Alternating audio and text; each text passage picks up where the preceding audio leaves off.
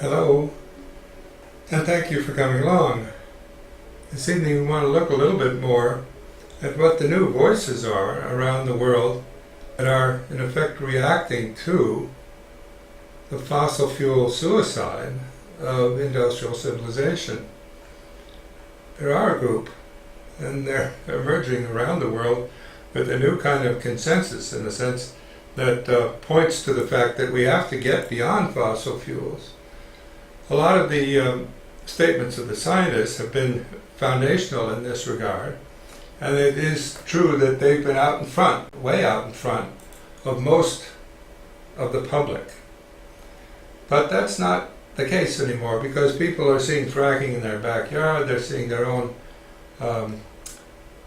water supply being intruded upon, they're having doubts about the Middle East and the whole question about sustainability of extraction in other places around the world.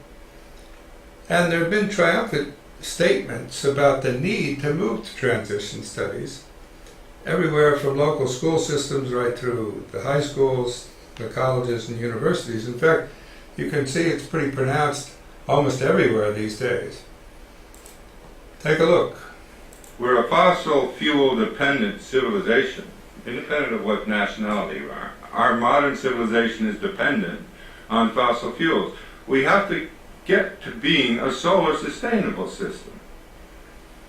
There's a bit of a transition, right? Transition studies are what's now in every discipline, every department, every university.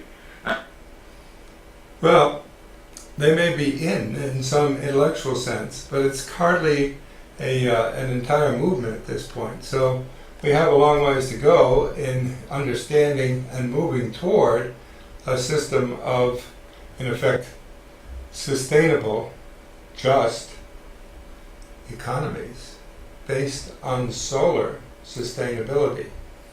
It'll have to be the case. In other words, you can't outlast your life support system. And what we're beginning to realize is that although we're coming up with new forms of extracting fossilized fuel, we're not producing fossil fuel. We're extracting it, we're transporting it, we're refining it, and guess what? We're burning it. That is to say, we're oxidizing all forms of terrestrial carbon, whether it's coal, natural gas, or petroleum. The end product of that is that you're taking terrestrial carbon and converting it to atmospheric carbon, CO2 or methane or one of the other compounds that ends up in the atmosphere, because we've been using the atmosphere as a kind of sink. The trouble with that is that it's suicidal. There is nobody, no institution that can outlive its own life supplies, and that's where we're in trouble, because its life support system depends not just upon the oil that it can get, but the whole environment in which it lives. And that's what we need to spend a little time understanding as a group, as a collective group in a sense. It's been pointed out again and again by a whole series of scientists, so it's not new. And what we need to do is, in a sense, connect the dots. One of the most prominent scientists who point this out has been Noam Chomsky over the years, and it's worth listening to what he has to say on this, because it's really quite extraordinary and still not absorbed. He's been saying it for decades. It's worth looking at, though. The Chamber of Commerce, the main business lobby, the American Petroleum industry, other business lobbies have publicly proclaimed, in fact with enthusiasm, that they're carrying out a campaign to try to convince the population that global warming is a liberal hoax. And it's succeeded, unfortunately. The latest polls I've seen show maybe a third of the population believes in anthropogenic global warming. The media contribute in their own way. So, for example, when the New York Times runs a front-page article on what meteorologists think about global warming. Namely, they don't believe it. Meteorologists are pretty faces who read scripts telling you if it's going to rain tomorrow. What do they have to say any more than your barber? But that's presented as if it's a significant contribution to the discussion. Right, presented as if it's a significant contribution to a scientific discussion. Why? Because a weatherman was telling me. The weatherman, in fact the Weather Channel, was owned by a climate denier until he died recently, and it's really quite significant. Whether, in effect, any kind of news media, given the for and against character of news presentation, usually like one anchor here, Tweedledee and Tweedledum over here, and they go back and forth, is it this or is it that? Is it this or is it that? Never looking beyond the false dichotomies that they put forward. This is problematic because we need to, in effect, learn how to count at least to three, right? It's not just one side and the other side. What about the third side? This is something Chomsky has been putting out there for years and pointing out to us. The world has underestimated climate change. The experts point out now, because it's not either for climate change or against climate change, it's the question of how fast is it occurring. And there is dispute there. This isn't over as a debate, but the dispute has to do with the rate and pace of change, not whether it's occurring. And what we're beginning to see is that back in 2011, we already realized that the warming sheets of ice meant that we're basically going to see melting in Greenland and Antarctica, and that we finally have gotten around to measuring that. Sea levels rise from polar ice melt finally quantified, according to a 2012 article by David Schuchman. Well, it was known before that, but it's irrefutably quantified for the last 6 years, right? Well, take a look at that, because that was the end of 2012, and we still have climate deniers here. Take a look at how Chomsky characterizes them. But what's rather interesting about this, and tells you something about the nature of our society, is that those same CEOs and managers who are trying to convince the public that it's a liberal hoax know perfectly well that it's extremely dangerous. They have the same beliefs that you and I have. So they're caught in a kind of an institutional contradiction. As leaders of major corporations, they have an institutional role. And that is to maximize short-term profit. And if they don't do that, they're out, and someone else is in who does do it. So it's basically, institutionally speaking, it's not a choice. That's going to happen in the major institutions. So they may know that they're mortgaging the future of their grandchildren, and in fact, maybe everything they own will be destroyed, but they're caught in a trap of institutional structure. That's what happens in market systems. The financial crisis is a small example of the same thing. You may know that what you're doing carries systemic risk, but you can't calculate that into your transactions, or you're not fulfilling your role and somebody else replaces you. And in fact, in the United States, it's actually a legal obligation to do that for corporate executives. So, that's the institutional contradiction. CEOs have a legal obligation, a fiduciary responsibility to maximize profit for their shareholders. So they know that this global warming is catastrophic. They're not dumb. They can read. They understand that scientists understand this. But they're caught in an institutional contradiction, according to the formulation of Chomsky. And that institutional contradiction is pretty staggering. They can't afford to do anything less than maximum return, or they're ousted as the CEO. Staggering implications here. So, and that's a very serious problem. It means that we're marching over the cliff, and doing it for institutional reasons that are pretty hard to dismantle. We're marching over the cliff for reasons that are pretty hard to dismantle. That's a characteristic Chomsky understatement. Read impossible institutionally to dismantle. People in these institutional roles, whether they're President Faust over at Harvard or the President of the United States, Obama, when he was in the presidency, knew the science. He had the best science advisor available in the English-speaking world. John Holdren was telling him to get serious about this. But he had an institutional role to grow the economy. And he waffled. He waffled down the pipeline and ultimately started saying different things to different people and had an energy policy, you'll remember it from his famous State of the Union, of all of the above. Right? Let's do all of the above. Complete collapse of responsibility in reference to a contradiction that's built into the system. This isn't just because he's a weak-minded person. It's built into the institutional structure of the system. Now, where does that leave us? Take a look. There's other factors like the anger and fear and hostility in the country about everything carries over to this. So if you look at polls, everyone hates Congress, they hate the Democrats, they hate the Republicans even more, they hate big business, they hate banks, and they distrust scientists. So why should we believe what these pointy-headed elitists are telling us? We don't trust anything else, we don't trust them.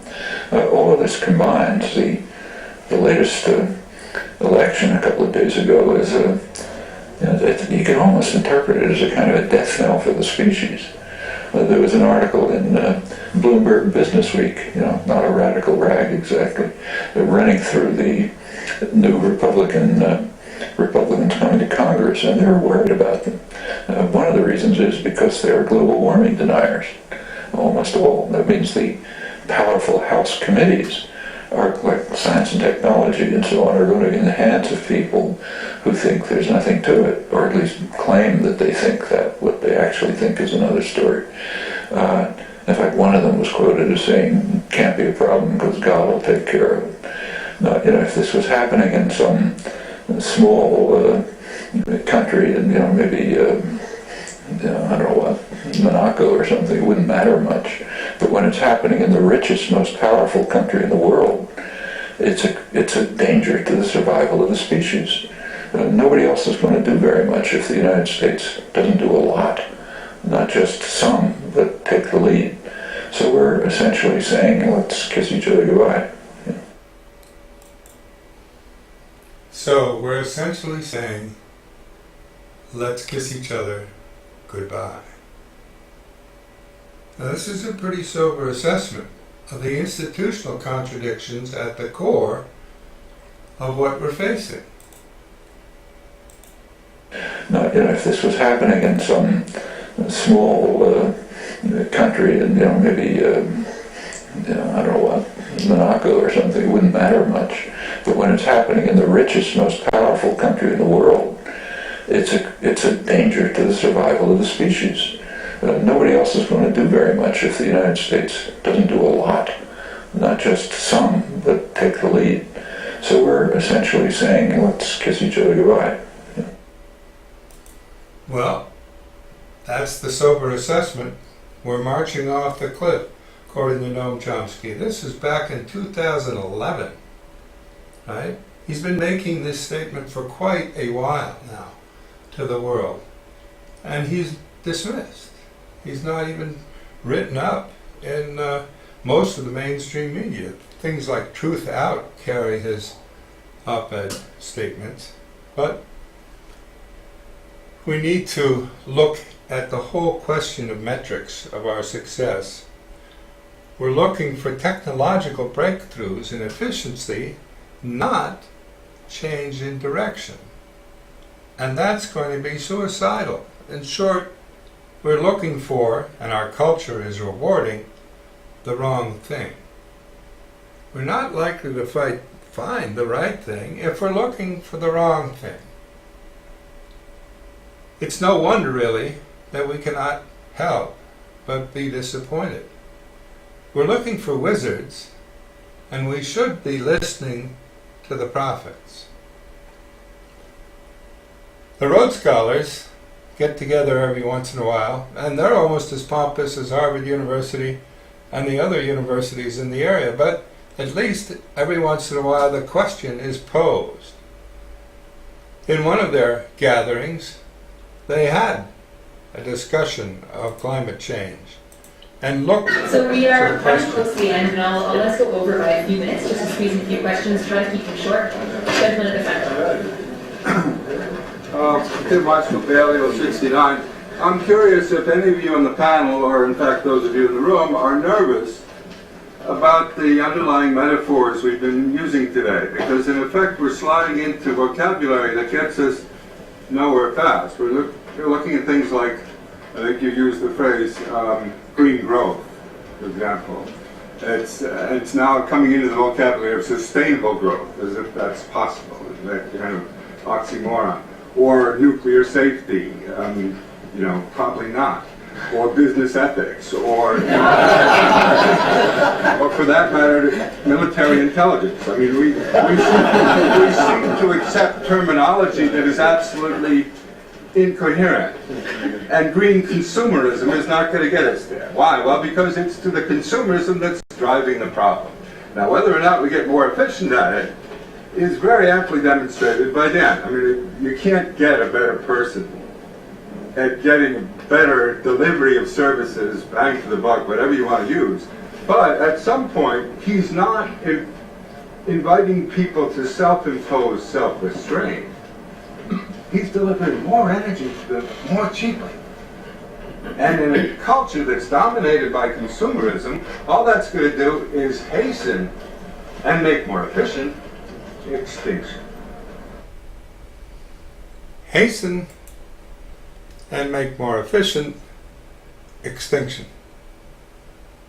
All our wizards are involved in trying to make extinction more efficient, not in trying to avoid it. It's the prophets who are saying, listen, down that route there's no future. It's people like, in effect, the humanities that have made this very clear. In response, the Rhodes Scholar from South Africa came as a member of the panel to respond to the statement. Kumi Naidoo. But I didn't have a chance to answer that last question. And I do want to say that, folks, if there's one question I appeal to you that you take away from today's session, take away that question. Because that question is actually, in a very honest way, posing the contradiction that we find ourselves. And when I said our leaders are in denial and we're suffering from cognitive dissonance, they're not willing to address this question. Because the bottom line is, if we are to deliver, not to the additional 2 billion people that will be born in the next coming decades, but just to the 7 billion people that live on this planet, what all of us in this room take for granted, right, in terms of material consumption. According to our friends at WWF, we would need as much as 3 to 8 more planets, right? So just think about that, right? Because we, and the one thing I would say, Dan's absolutely right about how difficult it is to work with people's expectations on consumption. But let's not be, let's also ask ourselves, how did people get to that point of expectation, right? It didn't just happen. And I refer you to a book by a US sociologist called Benjamin Barber, called Consumed, with the subtitle, How the Advertising Industry Infantilizes Adults, and infantilizes adults, life, anti-aging and all of that, and corrupts the young. Because don't understand, consumption patterns are actually manufactured, and we need to look at those that actually create those amounts. The bottom line is, if we think we can actually secure the future of our children by averting catastrophic climate change without addressing the excessive consumption, particularly in the developed countries of the world, and particularly, by the way, by the elites in developing countries, because I can tell you the worst consumption countries you find is actually the elites in developing countries. And sadly, my own country now has some really good examples that I can show you, but I'd rather not because I don't want you to be depressed. All right, well, Well, you can see the issue here is really quite staggering, and the Rhodes Scholars, when they get around to looking at it, in effect, start to exchange things on an international level about the vulnerabilities of the entire industrial civilization, with its elite structures in the third world as well. The point that many should have been recognizing a long time ago is made by humanists often more clearly than by the scientists. Basically, you can ask, well, who needs the liberal arts anymore? Because in higher education, shouldn't we be training more and more wizards to come up with more and more efficient ways of doing things?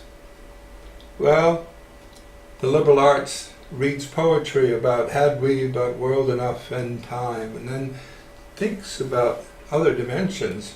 But we ought to take a look at one key person who put it very clearly, and we'd all learn from his ability from the liberal arts to connect the dots.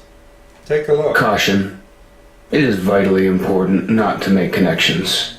When you see the shots of rubble from Joplin, Missouri, you should not wonder, is this somehow related to the tornado outbreak 3 weeks before it in Tuscaloosa, Alabama? Or the enormous outbreak a couple weeks before that, which together comprised the most active April for tornadoes in U.S. history?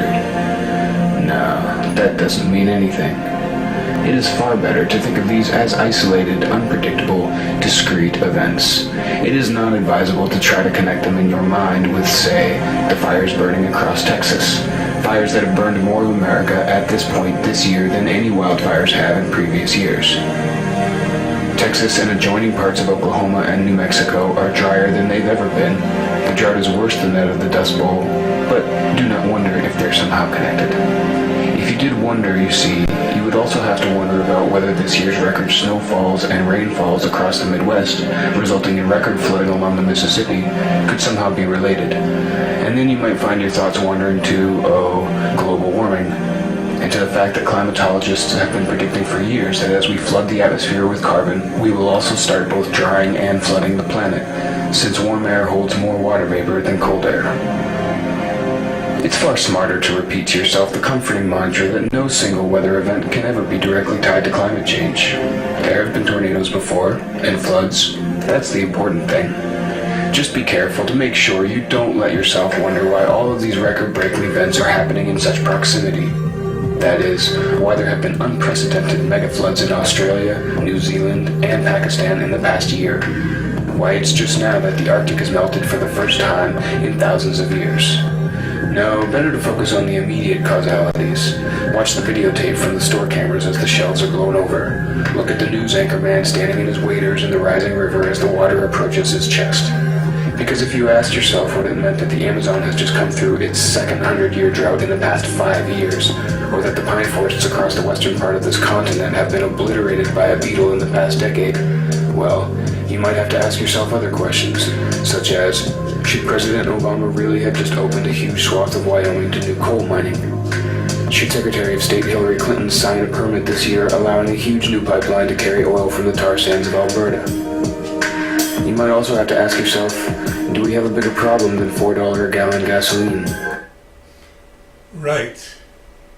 You might have to ask yourself, do we have a bigger problem than $4 a gallon gasoline?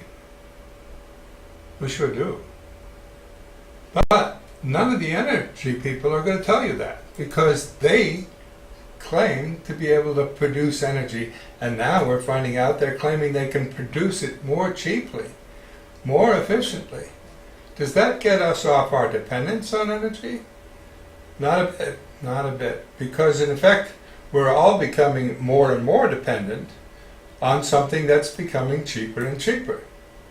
This doesn't avert extinction, It accelerates extinction.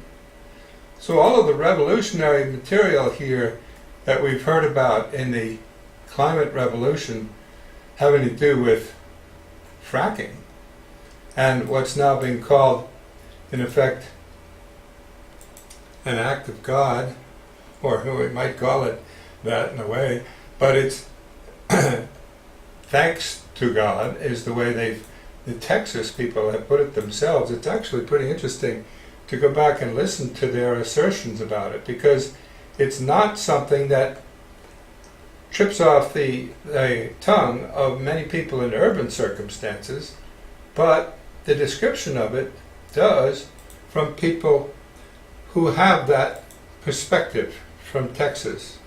Let's take a look.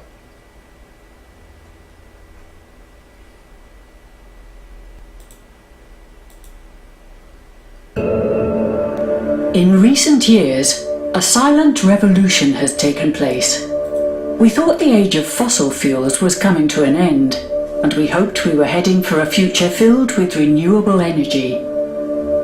But in Texas, deep in the heart of the old oil industry, a handful of men have caused a dramatic shift, putting the United States firmly back on the map as an oil and gas producing superpower. This breakthrough on shale turned out to be the biggest energy innovation so far of the 21st century.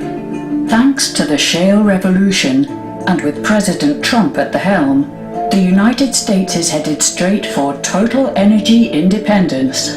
President Trump will fuel America's future and become the first president to achieve American energy independence. The shale revolution has opened up a huge reservoir of fossil energy. I'll say this, wherever there's oil fields, there's shales somewhere nearby that have not been drilled, and that's all over the world. But what exactly does the shale revolution entail? We shouldn't be exploiting any more fossil fuel gas because it's ruining our planet. This is Backlight. Welcome to Trumpland.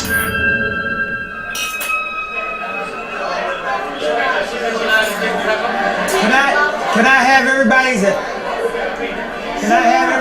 attention? The whole world is keeping close tabs on the States, where a few men in Texas are turning the energy supply industry on its head. Can I have everyone's attention?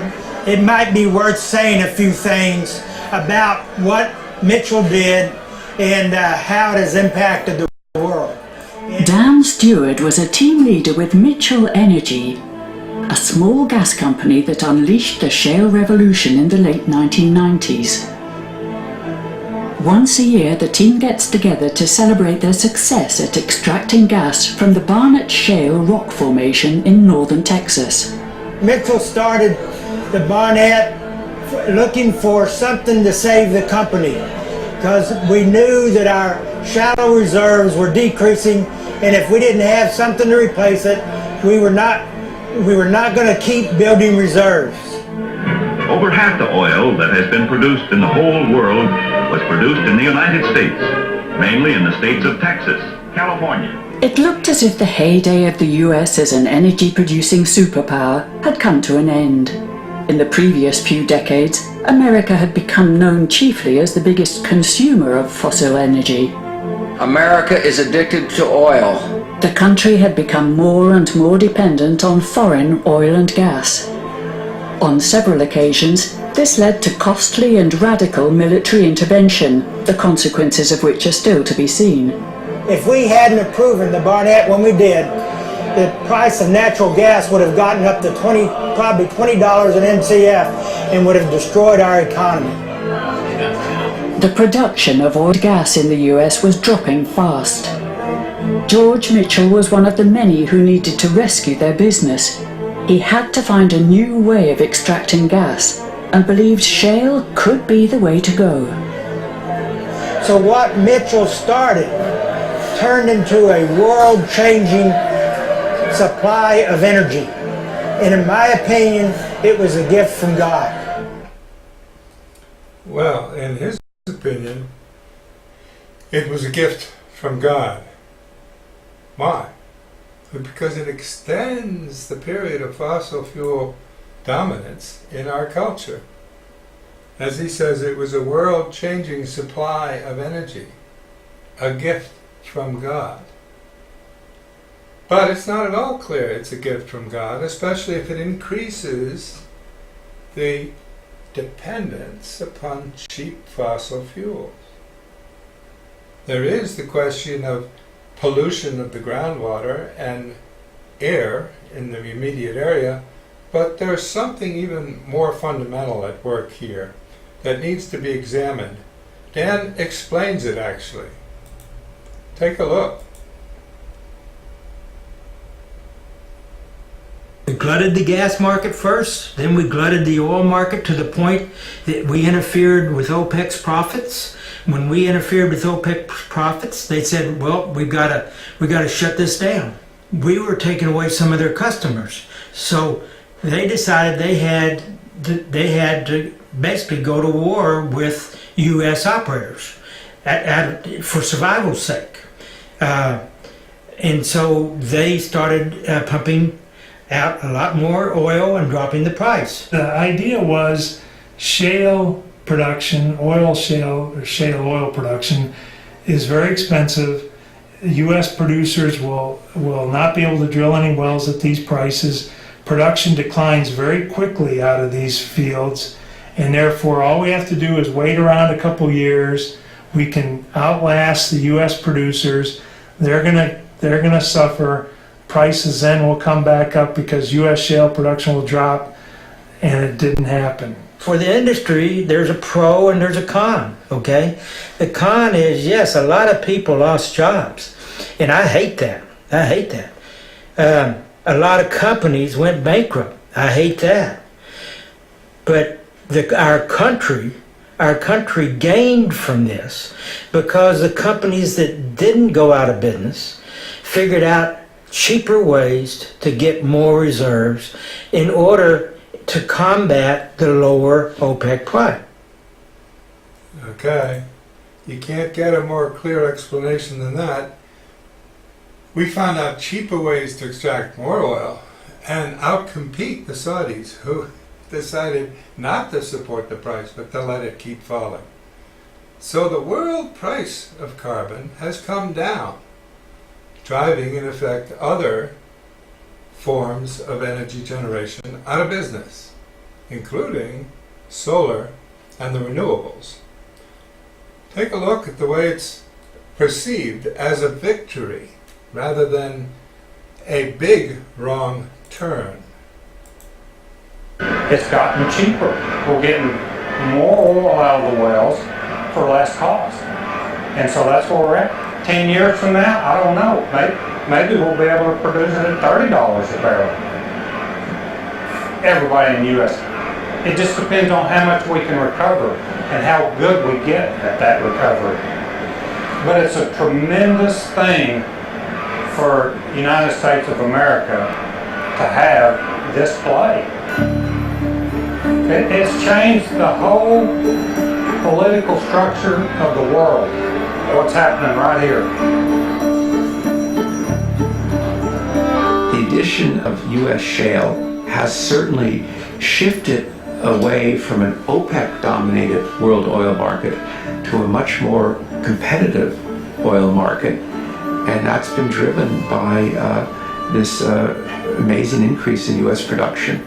I think it's now recognized that it's part of the mix. I think it's also recognized that it's not high-cost oil. It's medium-cost oil, and there are other oil supplies that are higher cost around the world. And so it's a recognition that shale is going to be part of the mix. It's not going away.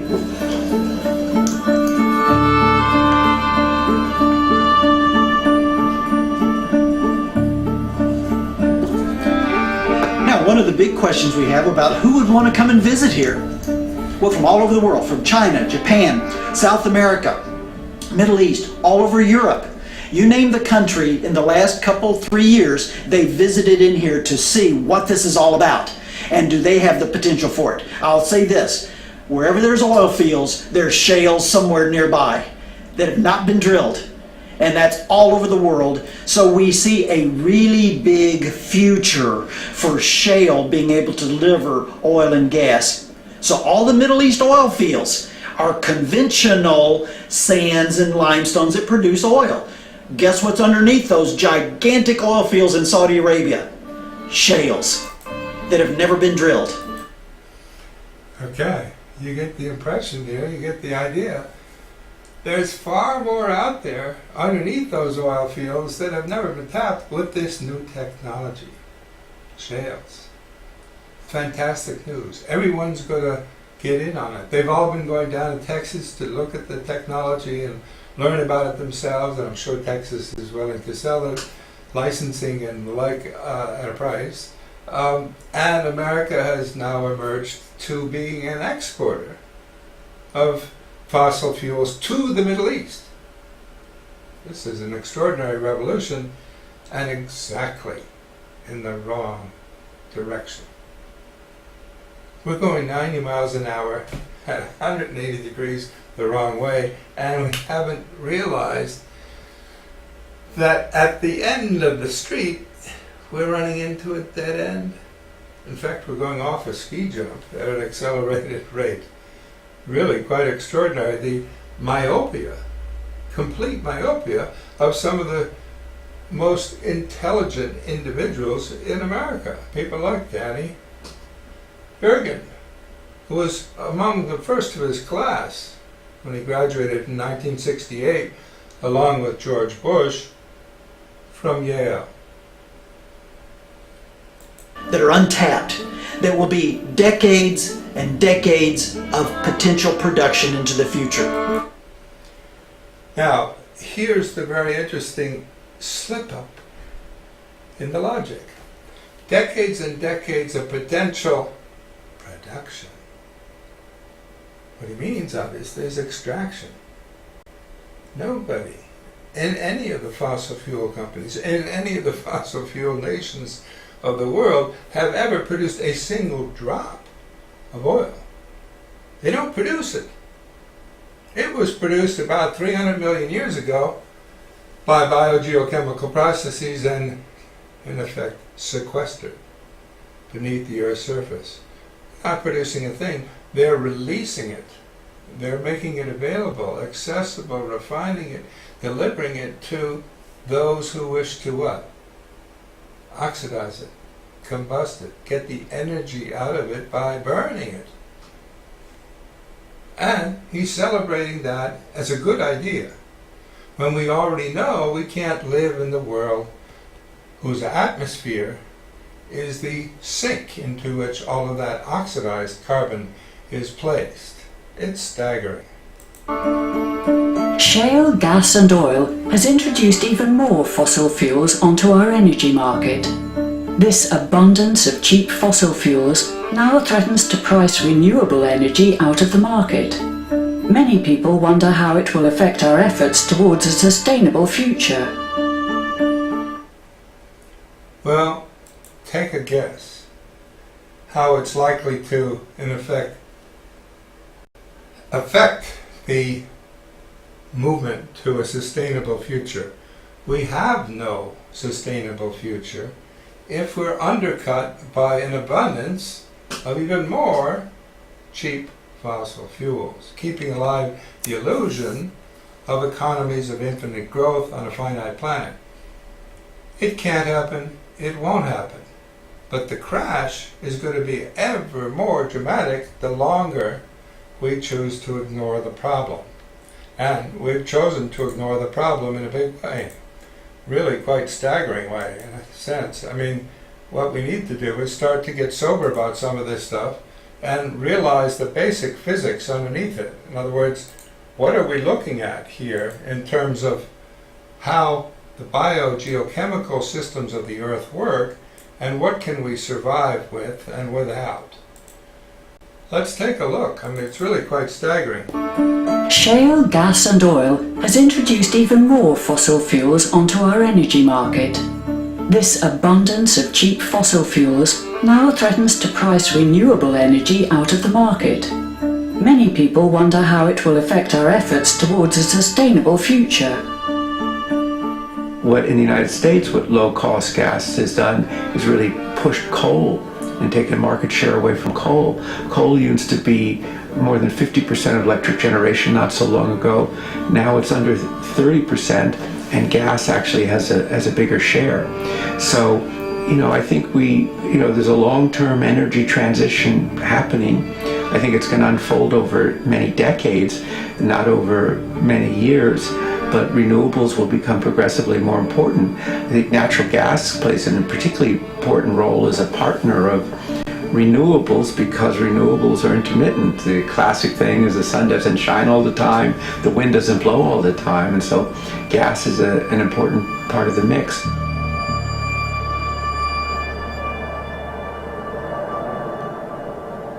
Shale gas as the ideal partner for renewable energy.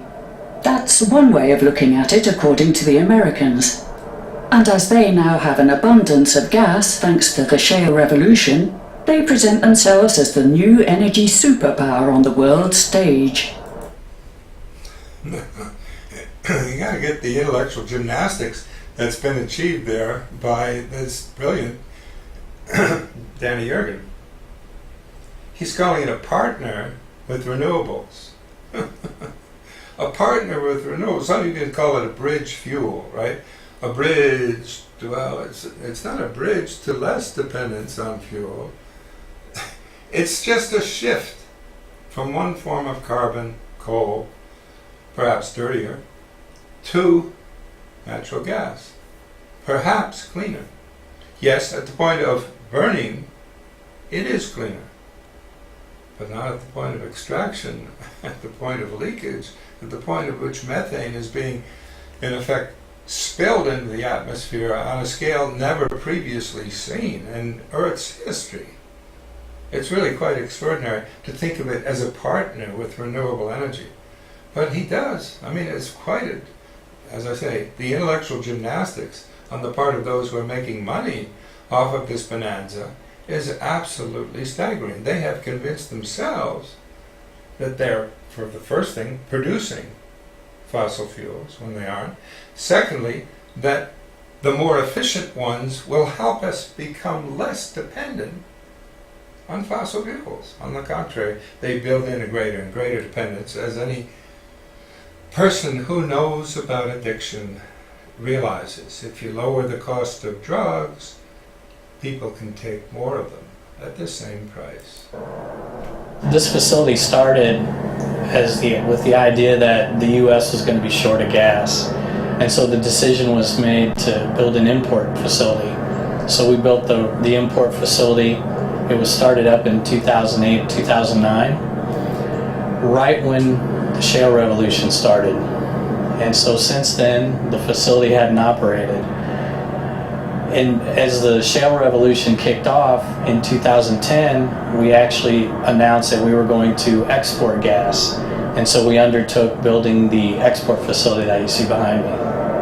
So this actually was a facility to import gas to the United States? Correct. And now what we've done is we've turned it around to export gas to the rest of the world from the United States.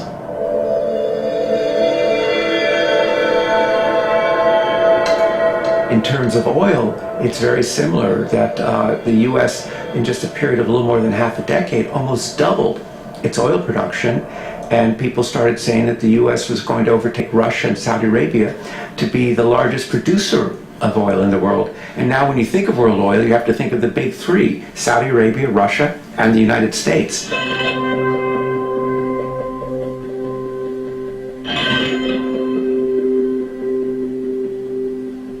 Our cargoes have been exported all over the world. South America, Southeast Asia, Europe, the Middle East. How come the Middle East needs to use shale gas? They're actually building import terminals in several countries in the Middle East. And so, our production and our price matches up with their needs. But isn't it ironic that the US is exporting gas to the Middle East? Yes, it is actually. This month, the U.S. has actually become a net exporter of energy due to the fact that we've had the shale revolution and we're able to export LNG. Okay, we've had the shale revolution, and we're able to export liquid natural gas, LNG. Well, so much for getting off of fossil fuels. We're nowhere near it. Take a look. I mean, staggering. The first imports of U.S. oil from the Middle East was from Kuwait in around 1948. And now it's just a turnaround. The U.S. will actually be among the exporters of natural gas to Kuwait. Danny can hardly conceal his enthusiasm about this, his excitement. Well, he realizes that, yeah, energy companies, to which he gives a great deal of consultation, are going to make big bonanza bucks off of this, right? But he hasn't stepped back to ask whether we can get beyond fossil fuels. He hasn't connected the dots, as Bill McKibben has pointed out we need to do. And that, you know, if you sort of think about it, it really shocks the mind. What shocks the mind is, if you think about it, that an energy expert like this can have no understanding of the climate impact of methane. Yes, it's going to become cheaper, right? It's going to make a few firms a lot of money. It's going to revive the United States posture in the fossil fuel extraction business, not production, extraction business. But where's the analytical capability of very intelligent people like Danny when it comes to looking at system-wide sustainability? It's a great illustration of what Chomsky pointed out. If you're concerned about system questions, you get ousted as a CEO. You can't calculate systemic risk into return of your corporation. Absolutely staggering example.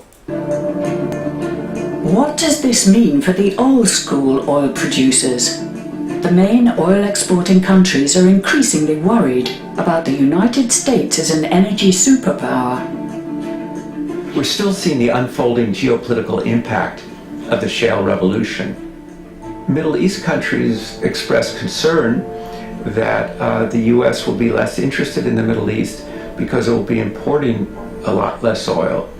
And I think that there's a sense that this enhances the autonomy and the position of the U.S. The fact that we are less dependent on foreign oil is great for the United States. You know, we were importing probably 60%, maybe a little more than that. Now we're only importing less than half. And we have the potential to further reduce that. And I don't know if the United States will be energy independent, but certainly North America could be energy independent with the Canadians and the Mexicans. That whole region, we could produce what we use.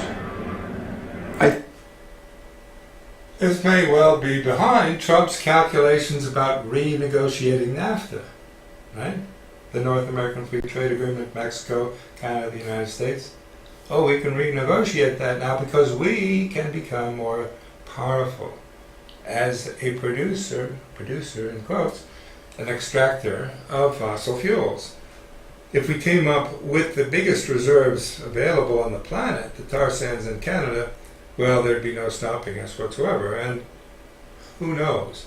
With ideologues like Danny Yergin, there'd be no opposition to this. I think the shale revolution and its impact on prices has not only hit the budgets of oil exporting countries, of petrostates, but has also hit the very conception of how these states work and their overdependence on oil revenues, and the fact that they set their budgets at high prices and expenditures and then they have to cut them.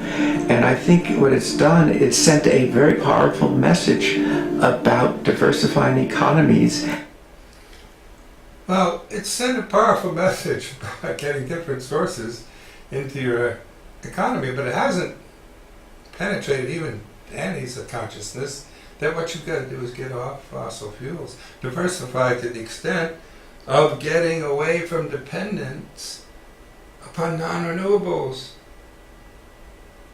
He's a very clever guy. He's not stupid.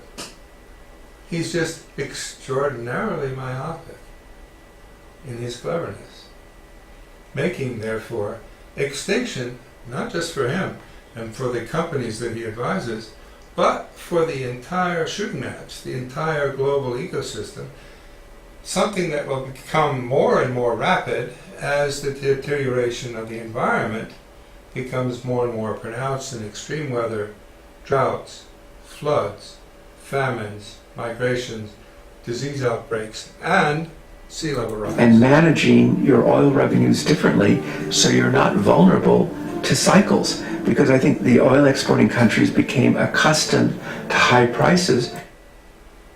To high prices and high swimming pools, right? Here you have a swimming pool on top, pretty extraordinary, on top of the building.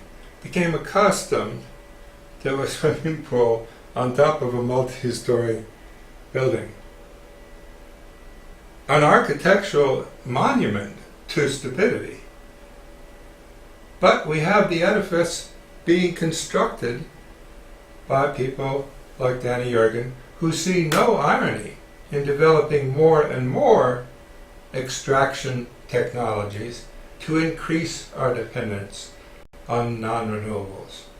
To high prices and assume the high prices would go on forever, and they base their budgets and spending on that, and then reality delivered a very powerful shock with which they're still dealing.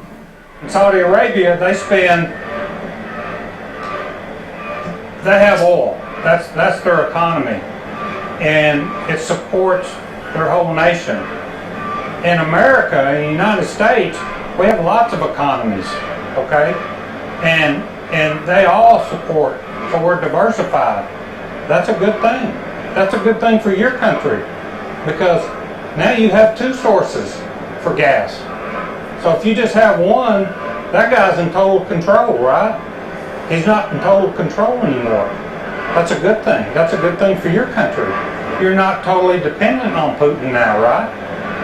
If we can export to you, then he's going to try to come to the table and say, hey, I'm not going to really cut that gas off this winter like I did before, because I know you can get it from the U.S. From Europe's point of view, to have competition between Russian gas and U.S. natural gas, first of all, is valuable from an economic point of view because it means more competition, but it's also valuable because it gives diversification of resources, and that gives resilience to the energy system.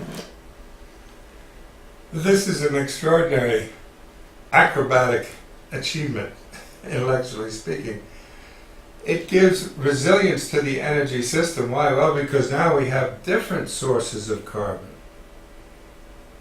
Is it resilient in the sense of getting beyond carbon? Not really. Yes, the U.S. can be held as a competitor against Putin's supply of natural gas to Europe, and therefore they can bargain for a little better price. But are they bargaining for something that's outside of the realm of fossil fuels? No.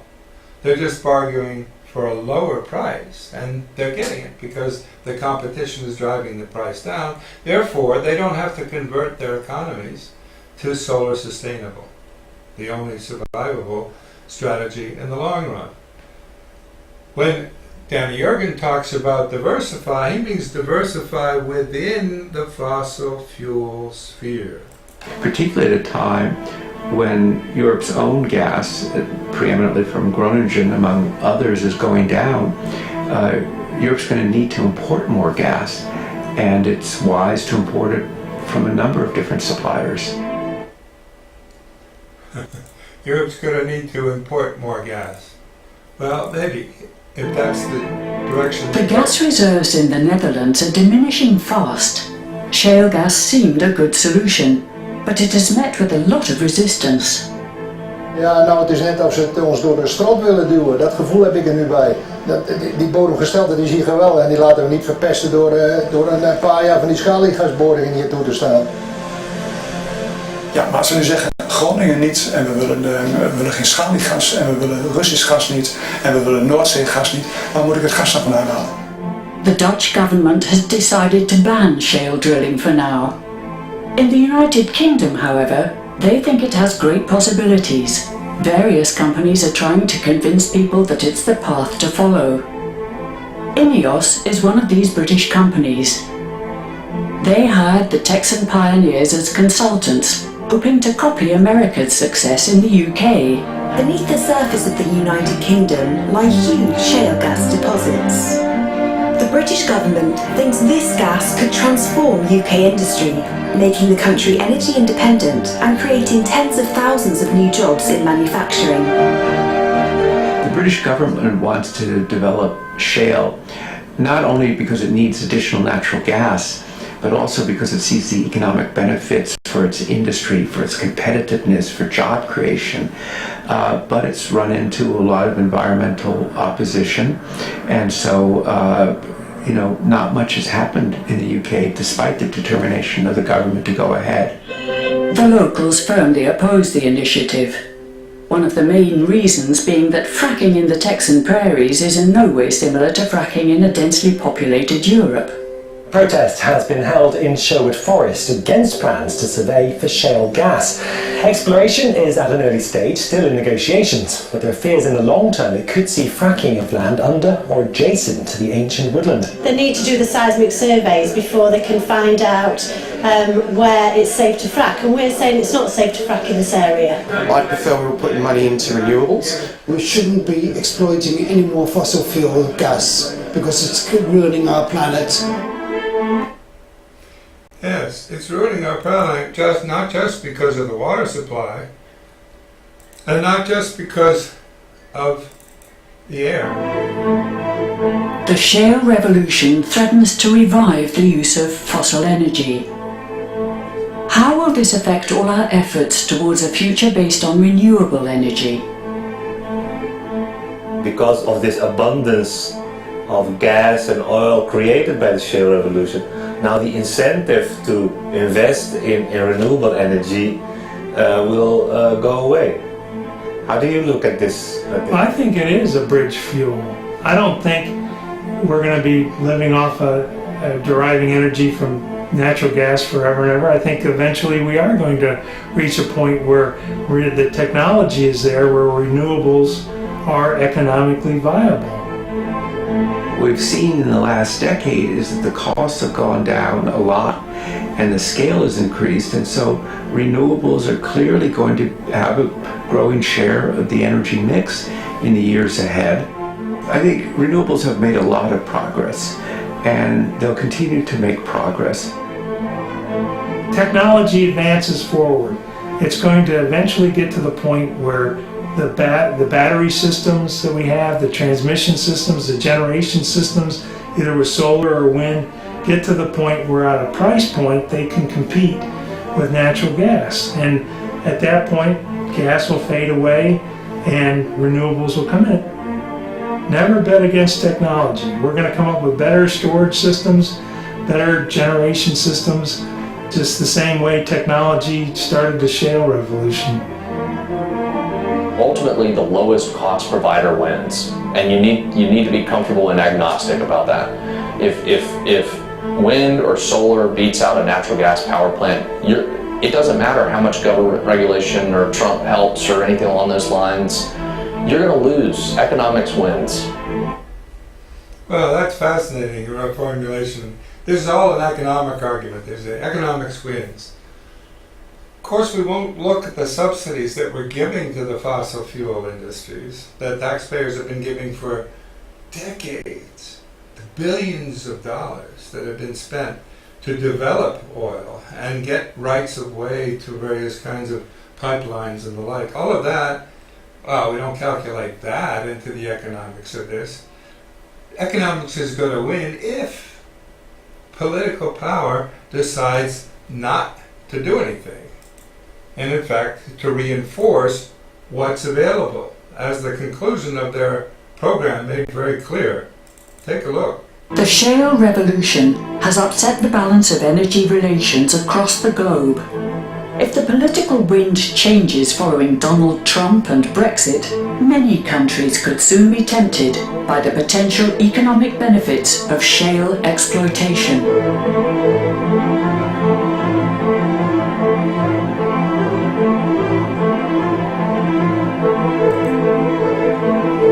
The shale revolution has upset the balance of energy relations across the globe. If the political wind changes following Donald Trump and Brexit, many countries could soon be tempted by the potential economic benefits of shale exploitation.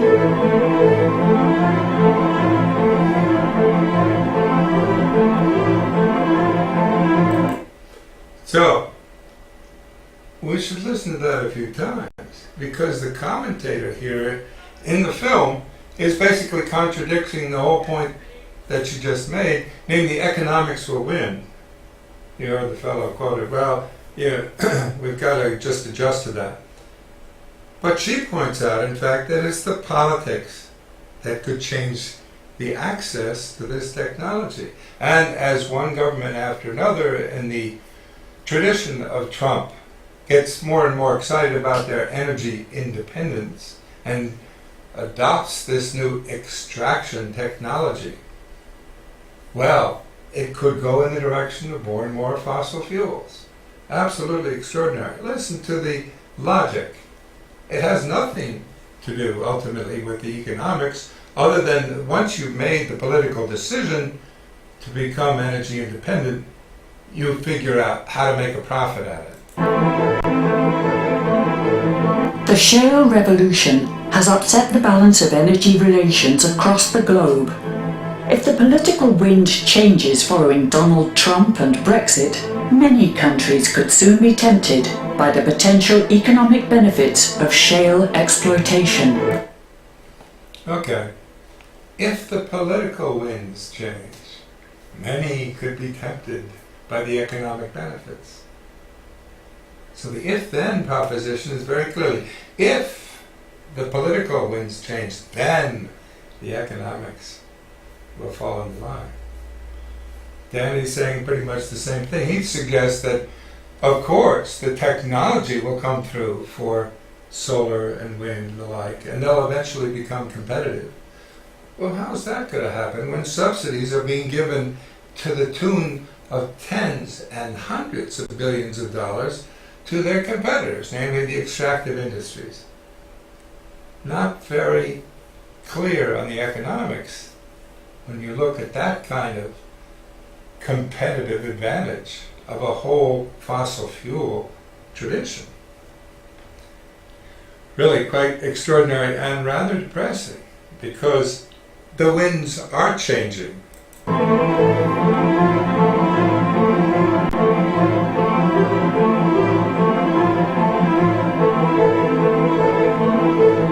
The shale revolution has upset the balance of energy relations across the globe. If the political wind changes following Donald Trump and Brexit, many countries could soon be tempted by the potential economic benefits of shale exploitation.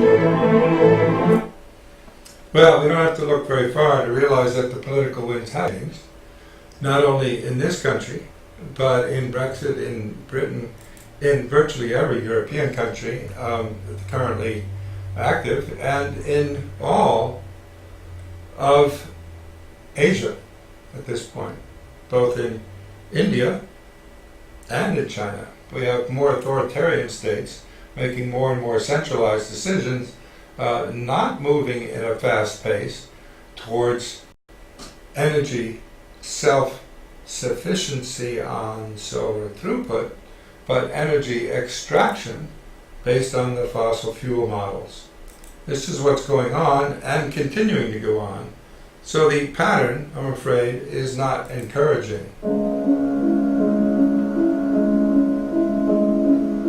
In response, a new kind of citizen science alliance is emerging to make a just transition to a sustainable future. so far, they don't have much of a foothold against the wind of political power backing new extractive